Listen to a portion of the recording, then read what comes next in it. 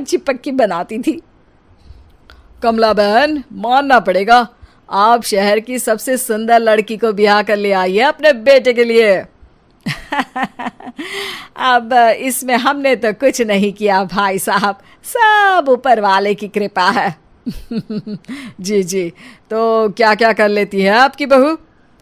सब कुछ। जाओ बेटा डिम्पल, शर्मा जी के लिए थोड़ा नाश्ता पानी बना लाओ। डिम्पल नजदीक जाकर श्रीवास्तव मौसी के कान में फुसफुसाती है।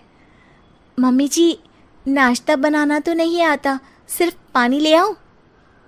अरे बेटा, तुझे देखने कितने लोग आए हैं, इन सबको पानी पिलाने का ही इरादा है क्या? सुंदर हूँ इसलिए देखने आए हैं।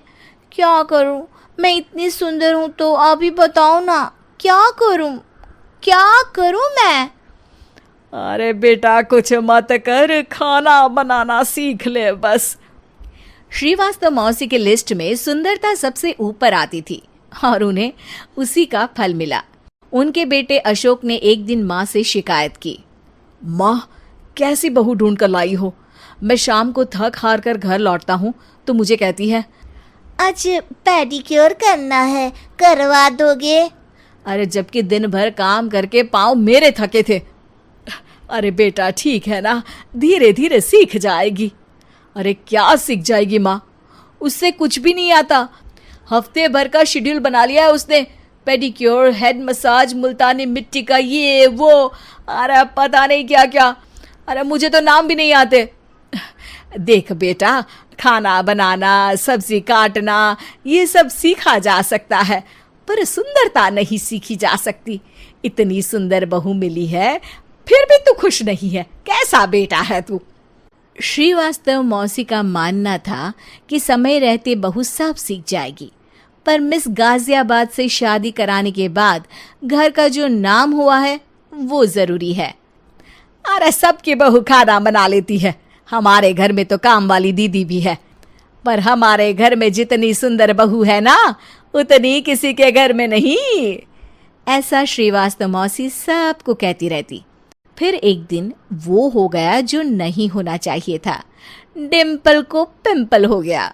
डिम्पल घर में छुपी बैठी थी, पर ऐसी खबर छिपती कहाँ है। शर्मा जी घर में अपने बेटी की शादी का न्योता देने आए तो उन्होंने पूछ लिया, अरे आज आपकी बहू नहीं दिख रही? हाँ, वो ना थोड़ा काम में बिजी है, आती ही होगी। और इतने में डिम्पल सही में किसी काम से वहां आ जाती है।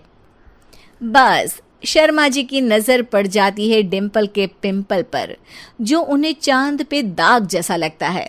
पूरे शहर में बात फैल जाती है कि डिम्पल को पिंपल हो गया है। ये दिक्कत काफी गंभीर थी और श्रीवास्तव मौसी को पता था कि अगर ऐसा चलता रहा तो उन्होंने जो हासिल किया था सब मिट्टी में मिल जाएगा। उन्होंने फट से डिम्पल को अपने कमरे में बुलाया। अरे बेटा, शर्मा जी के बेटे की शादी 1 हफ्ते में ही है, हमें उससे पहले ही तुझे वापस सुंदर बनाना पड़ेगा। तू बता, तुझे मेकअप के लिए क्या क्या चाहिए? डिम्पल की दी गई लिस्ट का सामान श्रीवास्तव मौसी शाम को ही ले आती है और उसके बाद शुरू होता है डिम्पल का मेकओवर। 1 हफ्ते में सारे क्रीम्स पाउडर टेस्ट हो चुके हैं और डिम्पल और श्रीवास्तव मौसी रेडी हो जाते हैं शर्मा जी के बेटे की शादी के लिए। शादी के दिन डिम्पल बहुत सुंदर लग रही थी। श्रीवास्तव मौसी को उम्मीद थी कि बस अब तो हर जगह वो और डिम्पल ही छाए रहेंगे, चाहे शादी किसी की भी हो। पर जब वो शादी में पहुंचते हैं तो उन्हें बाहर शर्मा जी लोगों का स्वागत करते मिलते हैं। अरे कमला जी, सही समय पर आई हैं, आप ही का इंतजार था। हमने भी हमारे बेटे के लिए मिस अहमदाबाद ढूंढी है। डिम्पल और श्रीवास्तव मौसी दोनों के मुंह खुले के खुले रह जाते हैं शर्मा जी की बहू को देखकर। वो तो डिम्पल से भी ज्यादा सुंदर थी। क्यों, हमने भी अच्छी बहू ढूंढी है ना? हाँ शर्मा जी, बाकी आजकल के ज़माने में सुंदरता से क्या होता है भाई। देखो, बूढ़े तो सब होते हैं, मैं तो मानती हूँ कि बस रोटियां गोल बना दे, इससे ज़्यादा क्या चाहिए। सुंदरता का क्या है, ढल जाती है, पर गुण वो हमेशा रहते हैं। अरे वाह वाह, इतना बड़ा ज्ञान आपको कोई गुरु भी नहीं देता जितना बड़ा ज्ञान आपको एक छोटे से पिंपल से मिल गया। अगले दिन जब अशोक डिम्पल से बात कर रहा होता है, कल शादी में मिस अहमदाबाद के बाद सब मिस गाजियाबाद यानी तुमको ही देख रहे थे। क्या करूं, मैं इतनी सुंदर हूं तो आप ही बताओ क्या करूं। क्या करूं मैं।